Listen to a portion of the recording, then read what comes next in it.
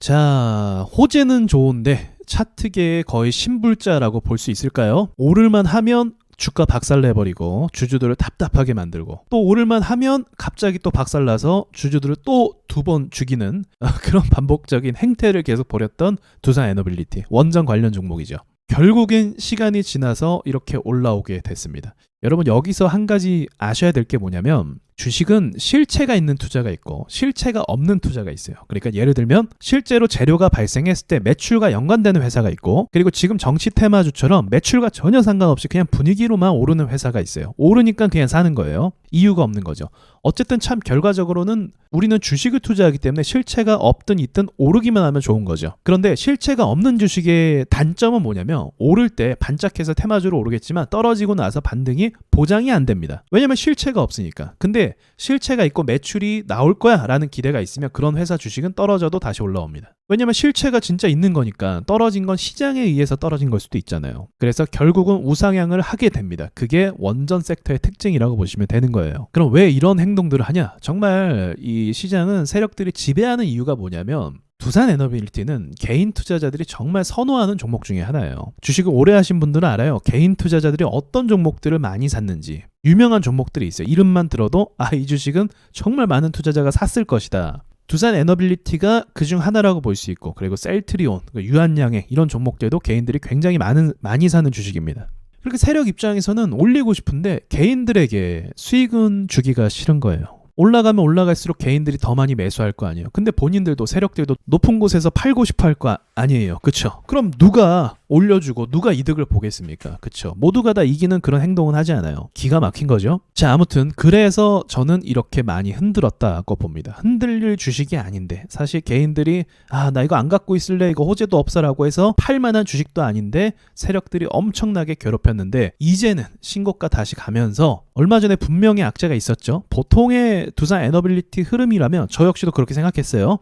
이거 악재 때문에 또 이렇게 떨어지겠다 생각했는데 곧바로 받아서 올리더라고요. 물론 말이 바뀐 것도 있지만 이전과 다른 양상의 흐름으로 가고 있다고 볼 수가 있습니다. 외국인들이 계속적으로 누적을 시키면서 매수하는 종목이기도 해요. 다른 원전은 못 가는데 두산 에너빌리티랑 BHI 종목에 가는 이유가 뭐냐면 소형 원전 때문도 있습니다. 그러니까 우리나라가 소형 원전 기술을 가지고는 있는데 다른 나라에 비해서는 경쟁이 좀 밀리는 상황이에요. 근데 BHI랑 두산 에너빌리티가 이 기술을 가지고 있거든요. 이쪽에 대한 수요가 앞으로 계속 늘어날 가능성이 높은 거고요. 그래서 오른다고도 볼 수가 있는 거죠. 전력 관련주들도 조금씩 움직임이 있는데, 제가 봤을 때는 원전 호재뿐만이 아니라 묘하게 전력 수요에 대한 움직임들도 시장에서 반영을 하는 것 같아 보이기도 해요. 그래서인진 몰라도 계속적으로 차트가 죽지 않고 이 친구 역시도 신고가 만들어내면서 계속 밀어 올리는 그림이 나오고 있습니다. 이 종목 역시도 작년부터 오를 거라고 보고 있었는데 사실은 이제서야 본격적인 상승이 나왔다고 볼 수가 있는 거예요. 그만큼 또 개인 투자자들을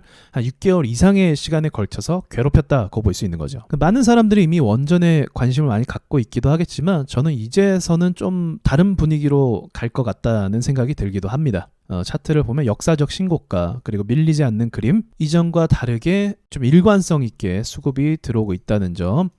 그러나 한 가지 이제 조심해야 될 건, 종목 자체는 괜찮지만 시장 자체가 굉장히 과열 상태에 지금 돌입을 했어요. 그래서 투자하실 때 그 부분만 좀 주의하면 될 것 같아요. 그리고 사실은 지금 이 상황에서 깔끔하게 가는 그림이 나오는 게 맞거든요. 근데 요즘 트렌드가 또 그렇게 쉽게 보내주지 않는 트렌드를 갖고 있어요. 제가 느끼는 건데, 요즘에 개인 투자자들은 사실 너무 똑똑해졌습니다. 수급도 너무 잘 보고, 이제는 차트도 너무 잘 보고, 그리고 재료도 많이 잘 보는 것 같아요. 이전보다 훨씬 더 업그레이드된 개인 투자자들이라고 볼 수가 있는 것 같아요. 그러니까 요즘 어떤 상황이 많이 만들어지냐면, 세력들이 진짜 무지막지하게 주식을 흔듭니다. 이게 우연이라고 보기 좀 어려운 게 뭐냐면, 자, 하나오션 못 갈 이유가 사실 별로 없죠. 지금 조선 쪽도 호황이 있기 때문에 지금 원전하고 비슷해요. 눈에 보이는 어떤 매출 효과가 있을 거란 말이죠. 분명히. 재료도 좋고. 그런데 차트가 굉장히 흔들면서 투자자들을 괴롭히는 모습을 볼 수가 있어요. 여기까지는 또 시장 분위기가 안 좋아서 매수를 많이 안 했거든요. 근데 매수를 좀 할만하다 싶으니까 엄청나게 흔들기 시작합니다. 레인보우 로보틱스도 조금 과열 양상으로 오르긴 했는데, 그렇다고 이 정도까지 밀어낼 거냐라고 생각할 수도 있죠. 엄청나게 많이 밀어내고 엄청나게 흔들고, 그게 요즘 세력들의 트렌드거든요. 그러니까 제가 한번 말씀드린 적 있는데, 세력들은 상대적으로 움직여요. 만약에 올리려고 하는데 개인들이 많이 안 들어온다? 그럼 그냥 곧바로 올리는 거예요.